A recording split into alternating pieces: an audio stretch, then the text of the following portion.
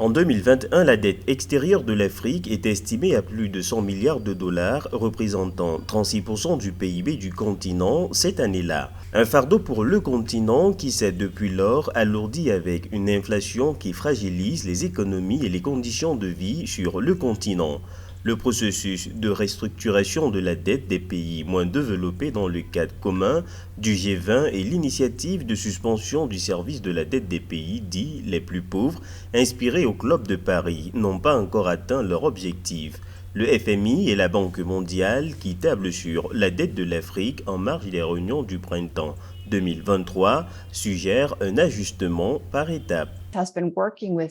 Le FMI a travaillé dans le cadre de ses politiques pour aider ses États membres à faire face aux problèmes de dette et à cet égard, le cadre actuel a commencé à réaliser son potentiel. Le Tchad, par exemple, est parvenu à un accord avec ses créanciers publics et privés sur un traitement de la dette et la Zambie a également fait d'importants progrès.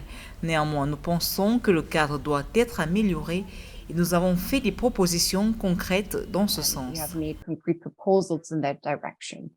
Les grands créanciers de l'Afrique se recrutent au sein des grandes institutions financières mondiales. En 2021, la Banque mondiale se plaçait en tête de cette liste avec 91 milliards de dollars.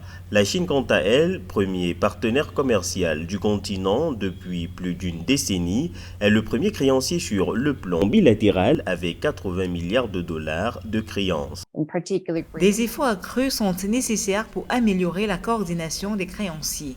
Les taux d'intérêt plus élevés sont dus à une forte inflation persistante dans de nombreuses économies avancées et également à l'échelle mondiale que nous connaissons en termes de prix des aliments et du carburant.